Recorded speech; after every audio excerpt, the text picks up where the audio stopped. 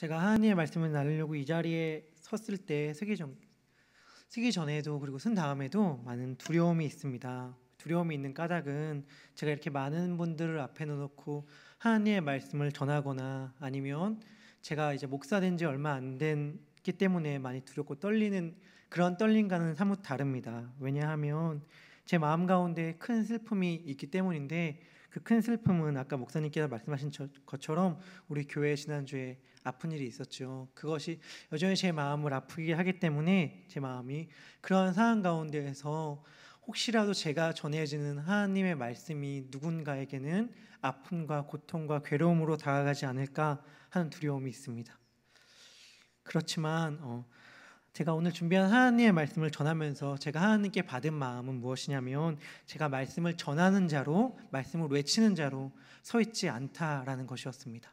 저 역시 하나님의 말씀을 듣는 자로 있으며 하나님께 던지는 말씀을 받고 또 때로는 맞을 수밖에 없는 자람을 기억해 주셨습니다. 그래서 제가 오늘 드리는 말씀은 뭐냐면, 제가 전하는 말씀을 제가 가장 먼저 앞서서 맞는 자로, 듣는 자로 서 있구나 하는 것이었습니다. 그래서 이 말씀이 저에게도 말씀이 저의 삶 가운데 실체가 되게 하고, 말씀이 저의 삶 가운데 육체가 될 때 저도 역시 그 말씀이 너무나 저에게 고통이었음을 고백합니다. 하지만 제가 너무나 좋아하는 찬양의 고백이 있는데, 눈물 없이는 평안함이 없고, 죽음 없이는 생명이 없고, 보혈 없이는 죄사함이 없고, 수치 없이는 영광이 없고, 슬픔 없이는 기쁨이 없고, 고통 없이는 치료함이 없고, 그러기에 십자가 영광뿐이라는 찬양의 가사를 생각하면서 말씀을 준비하였습니다. 우리 같이 하나님의 말씀에 귀를 기울이길 소망합니다. 베제아 포용이라는 책의 저자였던 크로아티아 출신의 신학자 미로슬라프 볼프의 강의가 끝나자 몰트만 교수가 그에게 물었습니다. 하지만 당신은 체르닉을 끌어안을 수 있습니까? 체르닉이란 누구냐면 악명 높은 세르비아의 전사들인데, 볼프의 고향 땅인 크로아티아 사람들을 강제 수용소에 몰아넣고 여자들을 마음대로 강간하고 교회를 불태우고 도시를 불살랐던, 파괴했던 사람입니다. 볼프의 강의의 내용은 하나님께서 그리스도 안에서 하나님의 원수였던 우리들을 품어줬듯이 그리스도에 있는 우리도 우리들의 원수를 품어야 한다라는 내용이었습니다. 그 내용이 끝나니까 몰트만 교수가 물었던 거죠. 하지만 당신은 체르닉을 끌어안을 수 있습니까? 그러자 볼프는 약간의 뜸을 들인 뒤에 이렇게 이야기를 했습니다. 아니요, 못할 겁니다. 하지만 그리스도를 따르는 이로서 나는 그럴 수 있어야 한다고 생각합니다. 여러분은 어떠신가요? 우리는 우리의 원수를 끌어안을 수 있습니까? 우리는 모든 사람에게나 다 끌어안을 수 있는데, 차마 그 한 사람만 내가 끌어안기가 너무너무 힘들다 하는 사람이 있지는 않습니까? 아니면 사람이 아니더라도 웬만한 모든 일들은 내가 다 감당할 수 있겠는데 그 일만 내가 감당하지 못하고 용납하지 못하겠다 하는 일들이 있지는 않습니까? 저는 오늘 가인과 아벨의 이야기를 통해서 그리스도인들에게 하나님이 요청하는 삶은 어떠한 삶인지, 하나님은 우리를 어떠한 삶으로 부르셨는지를 나누어 보려고 합니다. 오늘 읽은 가인과 아벨의 이야기는 창세기 3장과 연결된 이야기입니다. 창세기 3장과 4장은 단결이 없는 하나의 이야기입니다. 3장에선 남자와 여자가 범죄함으로 말미암아 하나님과 수직적인 관계가 깨졌고, 4장부터 시작되는 것은 11장까지는 다른 사람들의 죄로 말미암아 사람들과 사람들 사이에 수평적인 관계가 깨어지는 이야기가 펼쳐집니다. 3장과 4장은 동일한 단어들이 계속해서 반복되어 사용됨으로써 이 이야기가 연속된 하나의 이야기임을 우리에게 알려줍니다. 그래서 3장과 4장은 함께 이어서 봐야 합니다. 오늘 본문인 가인과 아벨의 이야기를 모르시는 분은 아마 없을 것입니다. 아담과 하와가 에덴 동산에서 쫓겨난 뒤에 자식들을 낳았습니다. 첫째 아들의 이름은 가인이고 둘째 아이의 이름은 아벨이었습니다.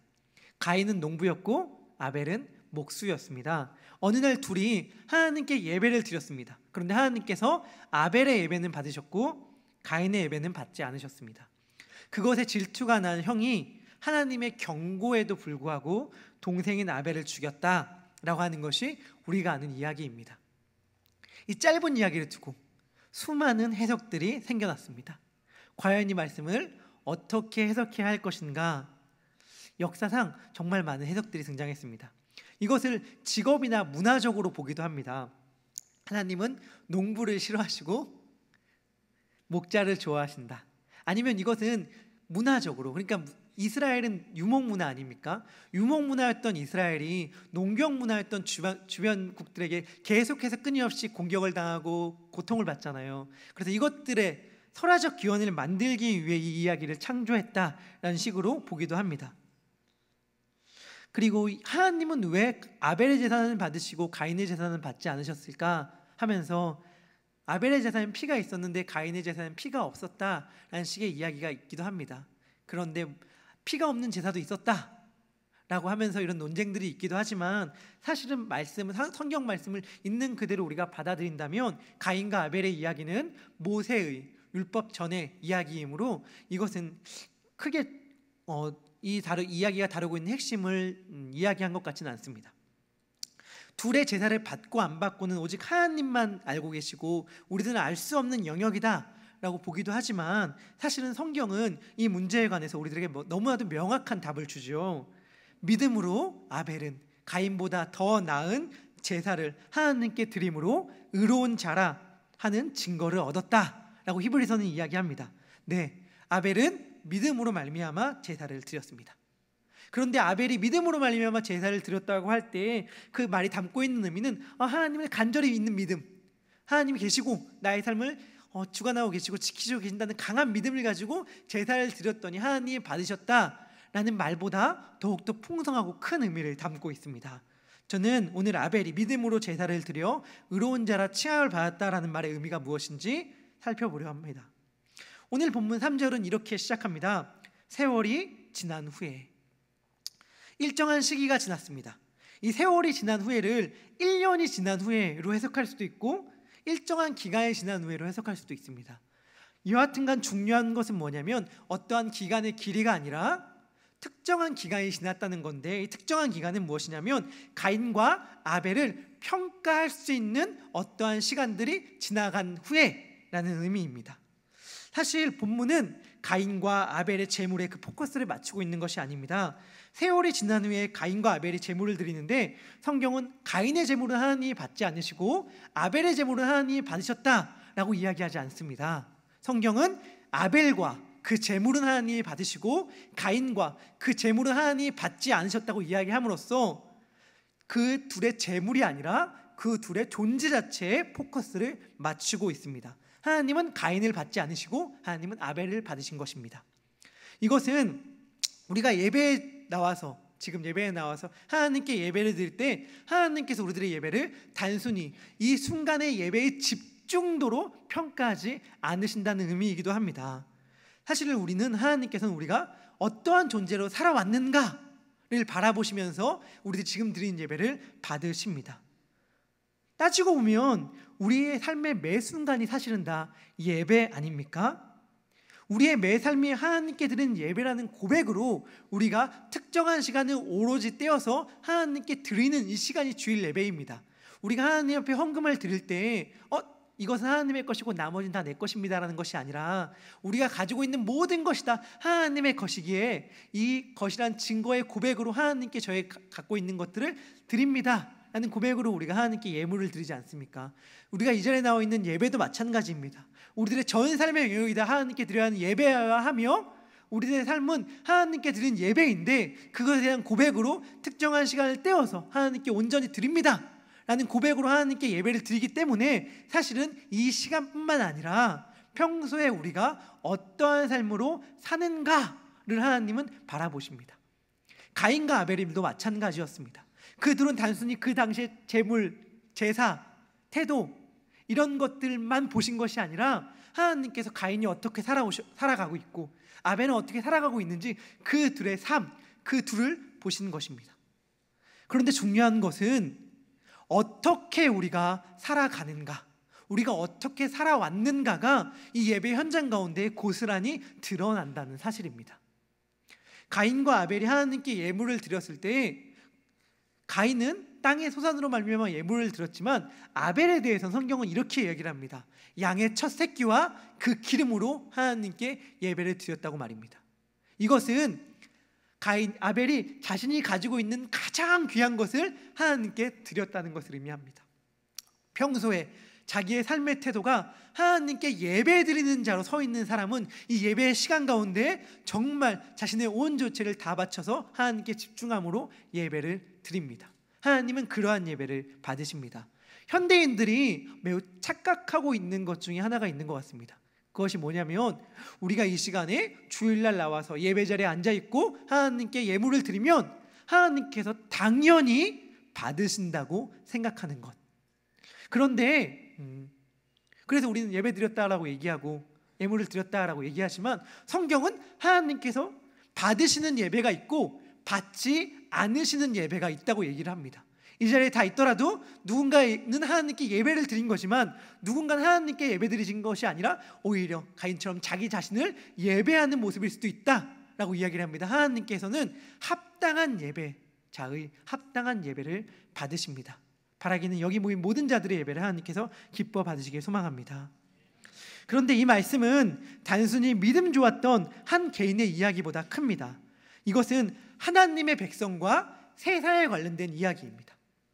창세기의 표현을 빌리자면 여인의 후손과 뱀의 후손 간의 대결입니다.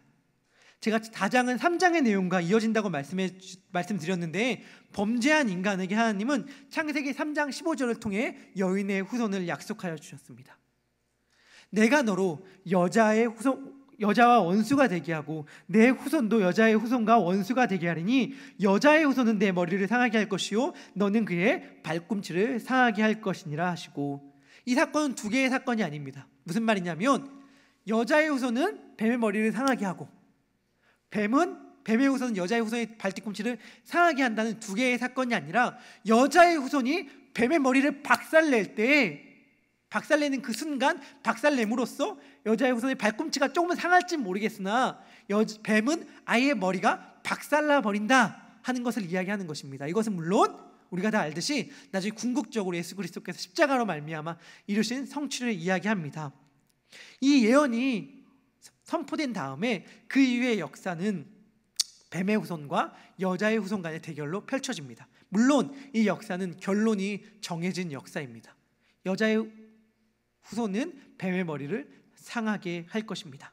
이렇게 끝이 정해진 채로 역사가 쫙 펼쳐져 가운데에 첫 번째 사건으로 가인과 아벨의 사건이 등장하는 것입니다.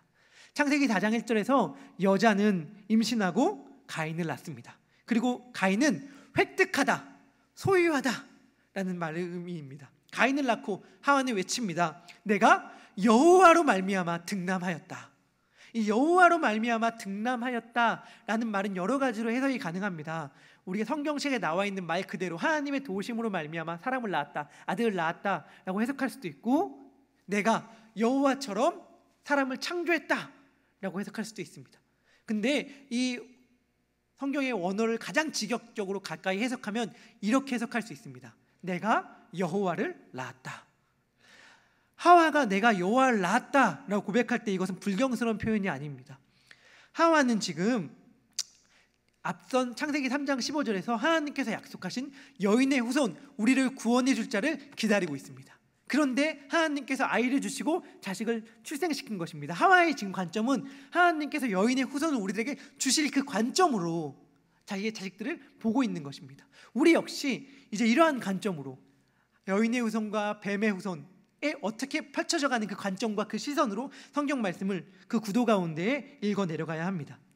그런 구도 가운데 읽어 내려갈 때에 가인은 그냥 단순히 동생을 죽인 폐륜적인 형 한 개인으로 보아서는 안 됩니다. 성경은 가인을 대표성을 띤 인물로 계속해서 설명합니다. 예수님께서 요한복음 8장 44절에서 가인을 염두에 두고 이렇게 말씀하셨습니다. 너희는 너희 아비 마귀에게서 났으니 너희 아비의 욕심대로 너희도 행하고자 하느니라. 그는 처음부터 살인한 자요, 그 속에 진리가 없으므로 진리에 서지 못하고 거짓을 말할 때마다 제 것으로 말하나니 이는 그가 거짓말쟁이요 거짓의 아비가 되었습니다. 요한일서는 이렇게 말합니다. 가인같이 하지 말라. 그는 악한 자에 속하여 그 아우를 죽였으니 어떠한 이유로 죽였느냐? 자기의 행위는 악하고 그 아우의 행위는 의로움이라. 가인은 뱀의 후손으로서 하나님의 자녀가 아니라 자기의 욕망을 따라 하나님 없이 살아가는 자의 대표로서 지금 서 있습니다. 누구도 자신의 마음속에 있는 하나님을 먼저 죽이지 않고는 그의 형제를 죽일 수 없습니다. 가인은 지금 자신의 형제를 살해한 것보다 훨씬 더 깊은 차원의 죄악을 지은 것인데, 그것은 자신의 모든 것을 동원하여 하나님을 향하여 일으킨 반란이라는 것입니다. 지금 가인은 하나님의 반란군으로서 하나님의 자녀를 죽이는 자로 등장합니다. 뱀의 후손이 궁극적으로 사탄을 가리키지만 자기 욕망을 따라 살아가는 하나님을 거역하는 모든 자들을 상징하듯이 여인의 후손 역시 궁극적으로는 한 개인 예수님을 상징하지만 한편으로 그리스도 예수 안에 있는 모든 하나님의 자녀들, 성도들을 말하기도 합니다. 그래서 바울은 로마서 16장 20절에서 평강의 하나님이 속히 사탄을 너희 발 아래에 상하게 하시리라 라고 말하는 것입니다. 자, 두 명의 사람이 있습니다. 획득하다, 소유하다 라는 이름을 가진 뭔가 있는 것처럼 보이는 가인이 있습니다. 그리고 허무, 연기, 가치 없음 이란 이름을 가진, 성경에서 그 어떠한 것도 발견하기 힘든 아벨이 있습니다. 뭔가 있는 것처럼 보이지만 해상에 속한 자가 있고, 허무한 것처럼 보이지만 하나님의 자녀가 있습니다. 성경은 이 두 인물을 우리 앞에 놓고서 무언가를 지금 말하고 있는 것입니다.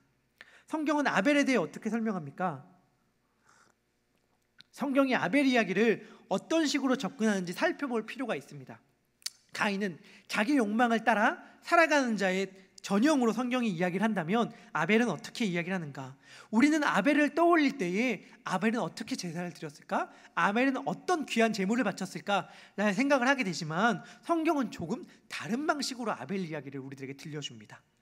신약은 아벨 이야기를 할 때에 아벨의 제물이나 아벨이 드린 제사보다 아벨의 죽음에 관한 이야기를 우리들에게 들려줍니다.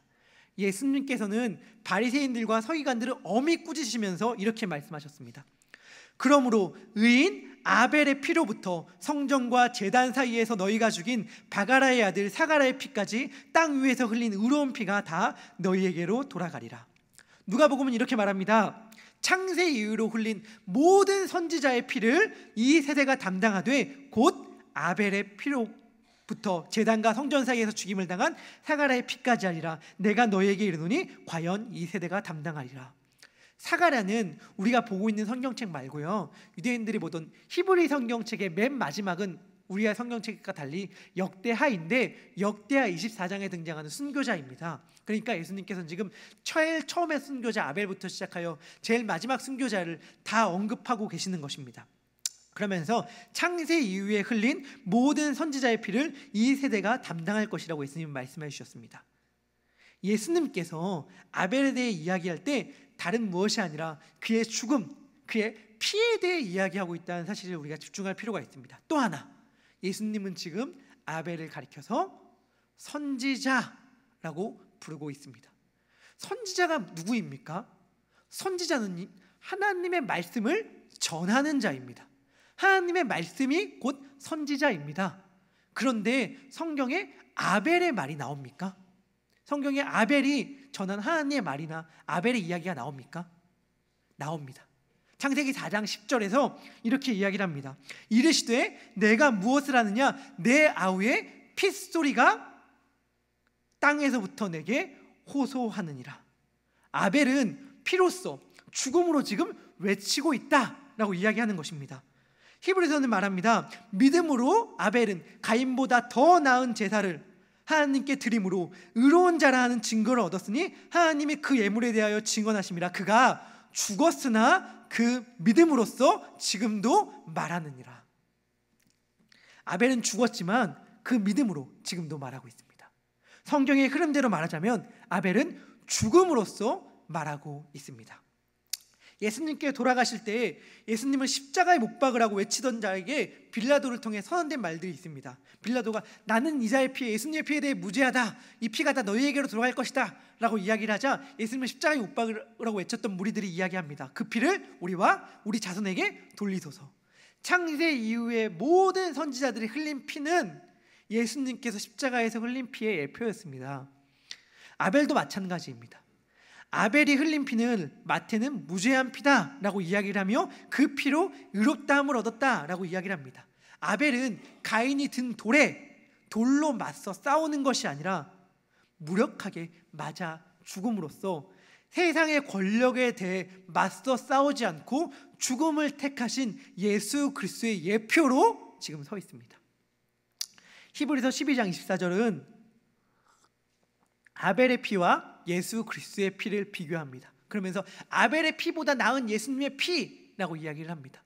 이것은 히브리서 기자가 예수님을 설명하는 방식인데 이런 겁니다. 구약에 나와 있는 제사는 온전하거나 완성되지 못하였다. 왜냐하면 해마다 다시 들어져야 되기 때문이다. 그런데 진정한 대제사장이신 예수 그리스도께서 한 번에 단번에 영원한 제사를 하나님께 드림으로 말미암아 우리가 다시는 제사를 드릴 필요가 없게 되었다. 그러니 구약에 드린 제사보다 예수 그리스도가 드린 제사의 우월성에 대해 얘기를 합니다. 마찬가지로 아벨 역시 아벨의 피보다 예수님의 피가 뛰어나다라고 얘기를 하는 건데, 이것들은 어떤 걸 염두에 두냐면 구약의 제사가 예수 그리스도의 십자가의 예표였듯이 아벨이 흘린 피 역시 예수님의 예표였고 그림자였다라고 히브리서는 이야기를 하는 것입니다. 그러니까 히브리서가 아벨에 대해 이야기를 할 때에는 그것은 예수님과 관련지어서 이야기를 하고 있다라는 것입니다.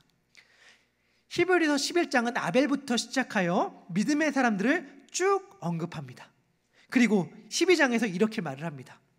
믿음의 주요 또 온전하게 하신 이인 예수를 바라보자. 그는 그 앞에 있는 기쁨을 위하여 십자가를 참으사 부끄러움을 개의치 아니하시더니 하나님의 보좌 우편에 앉으셨느니라.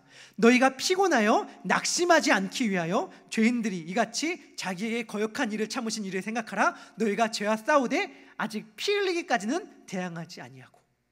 히브리서 11장에는 고난을 참고 견딘 믿음의 사람들이 쭉 나오는데, 실은 그들의 믿음의 주인이시며 그들의 믿음의 창시자시며 그들의 믿음의 완성자이신 분이 계신데 그분이 예수시다라고 이야기하는 것입니다.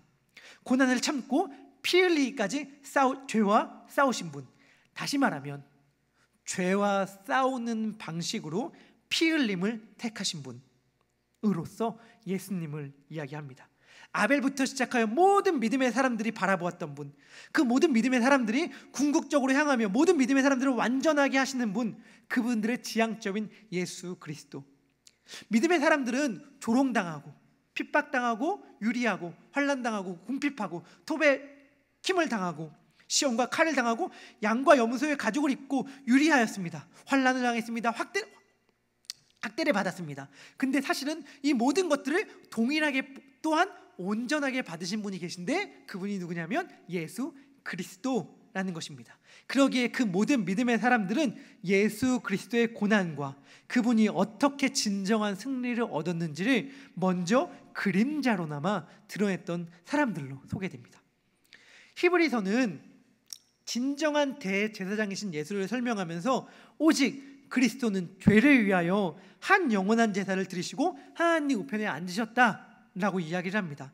하나님 우편에 앉으셨다라는 말은 승리하셨다라는 말입니다. 그런데 그분이 대제사장이신 예수님께서 제사를 하나님께 드릴 때에 바쳤던 제물이 무엇이었습니까? 그것은 바로 자기 자신이었습니다.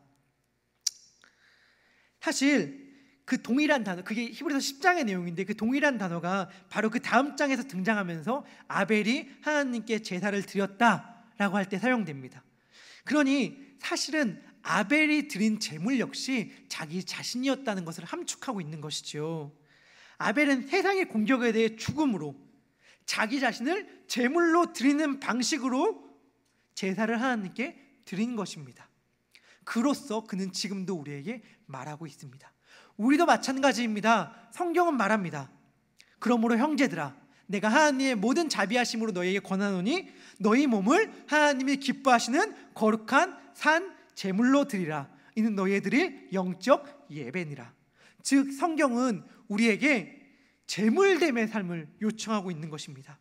아벨의 삶을 살라고 성경은 이야기를 합니다. 아벨의 삶은 무엇입니까? 단순하게 말하면 하나님께 예배드리다가, 다른 어떠한 것이 아닙니다, 하나님께 예배드리다가 세상이 우리를 향해 던지는 돌에 맞아 억울하게 죽는 삶입니다. 성경은 이러한 삶을 살라고 우리들에게 요청합니다. 근데 이러한 삶을 너무나도 충실하게 살아낸 사람이 있습니다. 누구냐면 스데반입니다.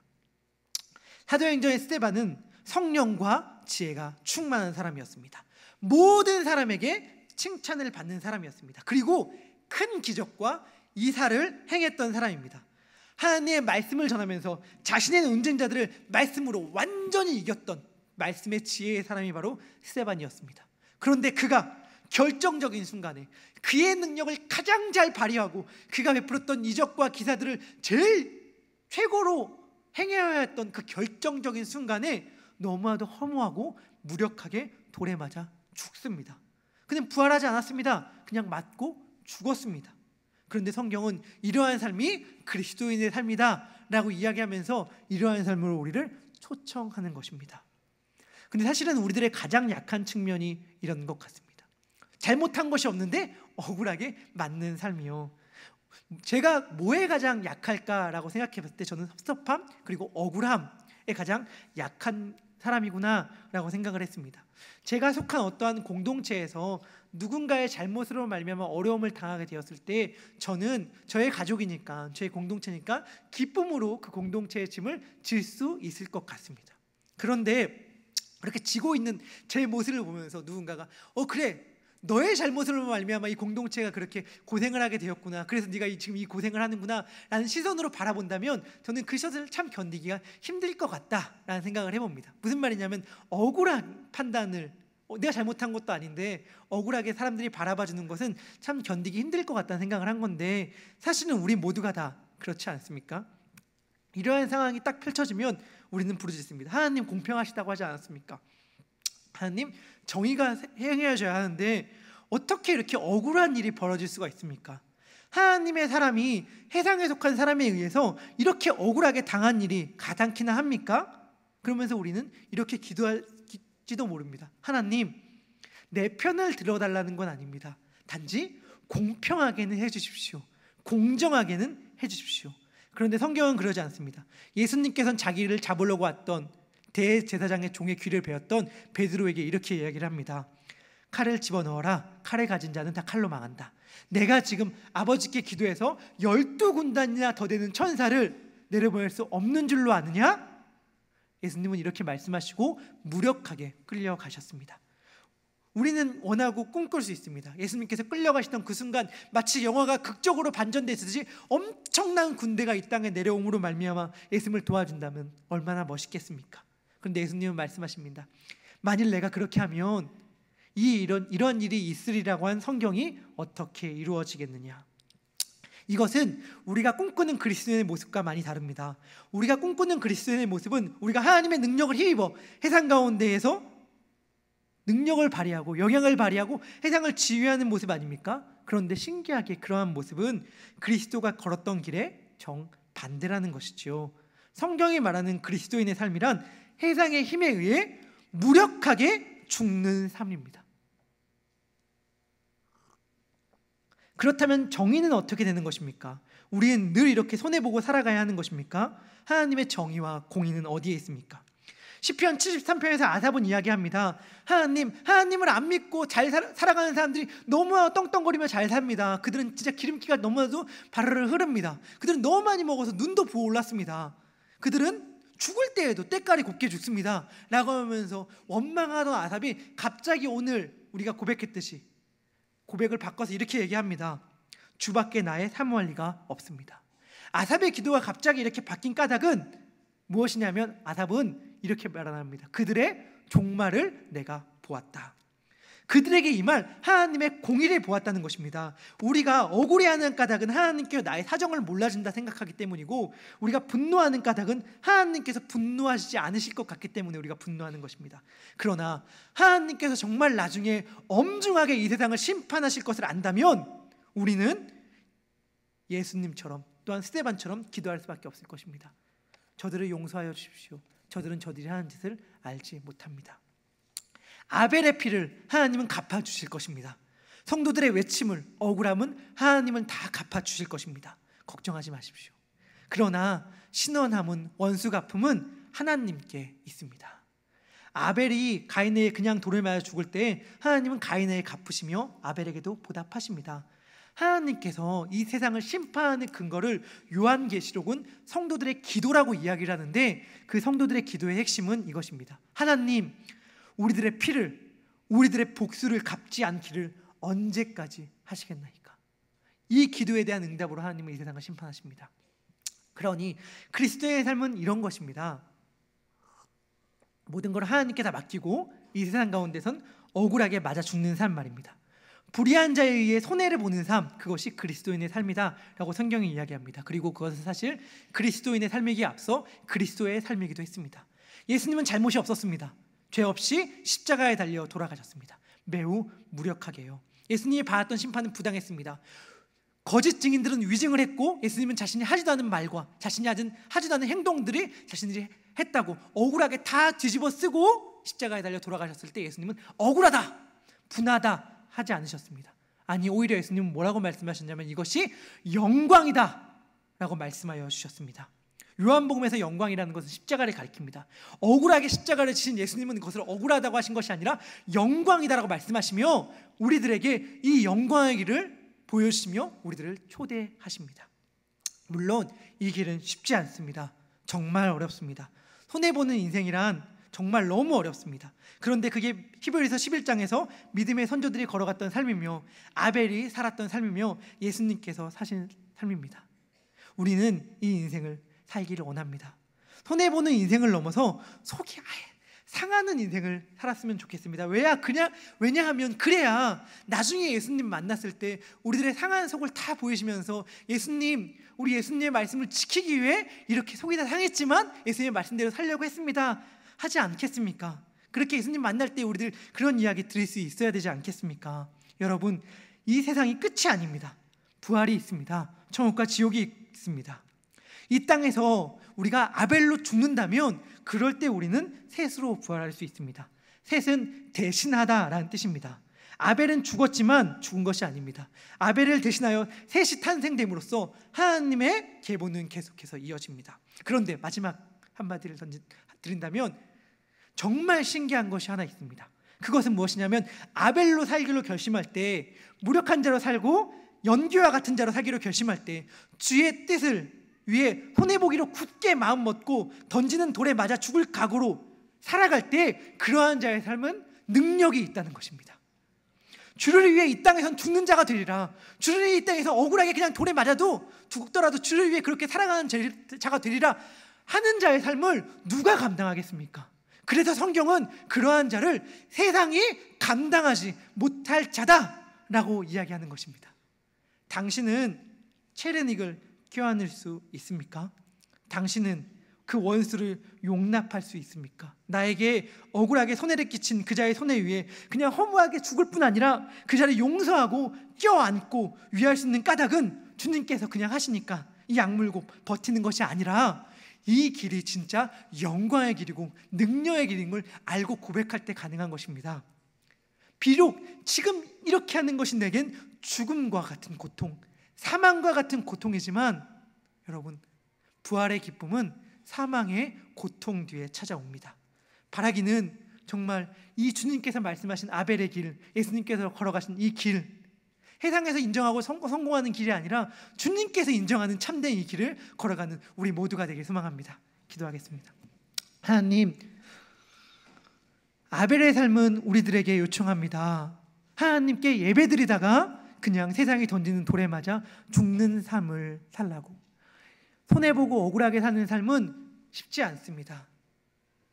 하지만 이러한 삶은 생명을 낳는 능력의 삶이며 이러한 삶은 진정한 영광의 삶입니다. 주님께서 먼저 걸어가셨고 숱한 믿음의 선조들이 걸어갔던 그 길을 우리도 가길 원합니다. 그 길을 걸어갈 때 흘리는 눈물들 주님께서 다 아시오니 닦아주시고 위로하여 주시고, 그러한 길을 걸어가는 모든 자들을 통하여 하나님께서 영광 받으시며 그러한 자들을 통하여 진정한 생명이 피어날 수 있도록 인도하여 주시옵소서. 감사드리며 예수님 이름으로 기도드립니다. 아멘.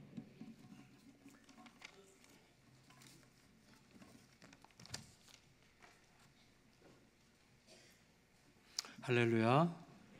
저는 2부 예배 때 설교를 듣는 내내 우리 강문구 목사님에게 시선을 결코 뗄 수가 없었어요. 계속 집중해서 볼 수밖에 없었는데, 이유는 계속 저를 보면서 설교했기 때문에 제가 계속 시선을 뗄 수가 없었고, 근데 이제 그때 들었기 때문에 3부 예배 때는 저를 거의 안 보더라고요. 그래서 왜 나를 안 볼까 하면서 계속 시선을 못 뗐는데, 사실은 3부 때는 특히 안경을 너무 많이 만지고 물을 하도 많이 마셔서 가만히 보니까 그 꼭 내가 하는 거예요. 제가 늘 여기 만지고 안경 만지고 넥타이 만지고 여기 만지고 근데 나를 똑같이 하더라고요. 근데 그것보다 훨씬 중요한 게 있는데, 이거 저도 이제 말씀을 들으면서 다시 생각하게 된 건데, 이 세상에서, 온 세상에서 가장 지혜로운 분, 온 세상에서 가장 위대한 분, 온 세상에서 가장 똑똑한 분, 온 세상에서 가장 능력 있는 그분이 인류의 역사를 위해서 선택할 수 있는 유일한 하나의 선택을 하는 그 순간 무력함을 선택했다면 그것이야말로 가장 강력한 인생이 아니겠어요? 그분이 가장 지혜롭고 가장 똑똑하시고 가장 유능하신 그분이 가장 결정적인 순간에 선택하신 방식이 무력해지는 것이었다면, 그 무력해지는 것이야말로 가장 강력한 것이라는 사실을 우리에게 가르쳐 주신 것이죠. 그 은혜를 통해서 우리 모두가 하나님의 능력 안에서 발견될 수 있기를 예수님의 이름으로 축원합니다. 우리 귀한 말씀 너무나 감사드리고요.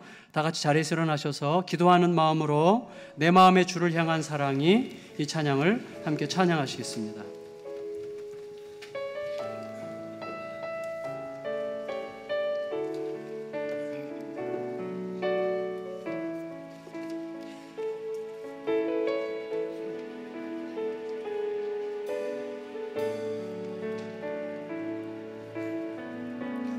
내 마음의 주를 향한 사랑이, 내 마음의 주를 향한 사랑이,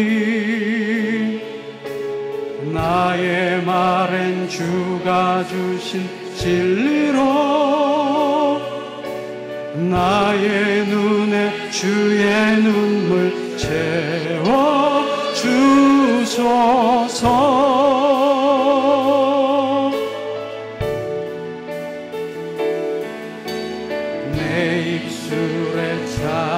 향의 향기가,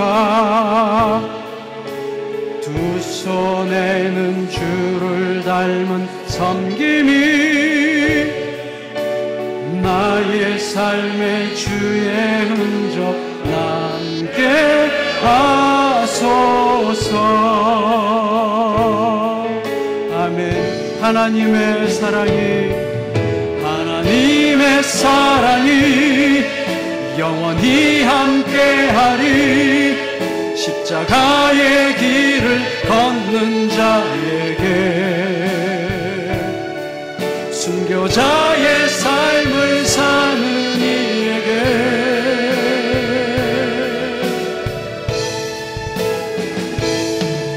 조롱하는 소리와 세상 유혹 속에도 주의 순결한 신부가 되리라.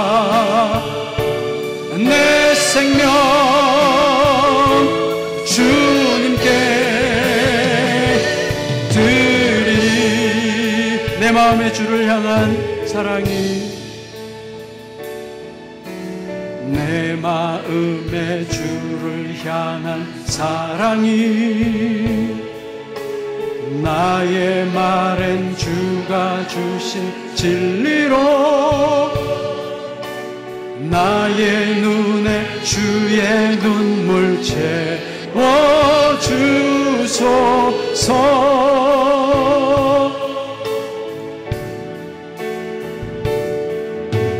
내 입술에 찬양의 향기가, 두 손에는 주를 닮은 섬김이, 나의 삶의 주의 흔적 남게 하소서. 하나님의 사랑이 영원히 함께합니다. 하나님의 사랑이 영원히 함께하리. 십자가의 길을 걷는 자에게, 순교자의 삶을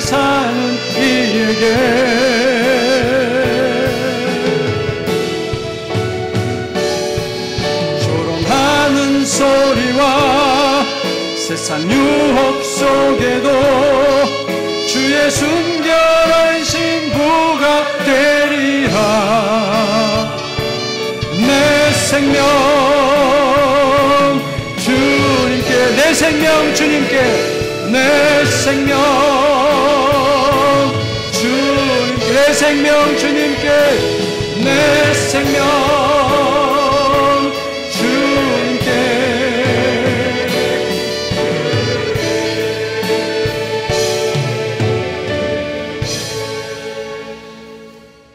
지금은 우리 주 예수 그리스도의 은혜와 하나님의 사랑과 성령의 위로하심이 하나님의 사랑을 입은 여기 모인 모든 자들 가운데 이제부터 영원토록 함께 있기를 간절히 축원하옵나이다.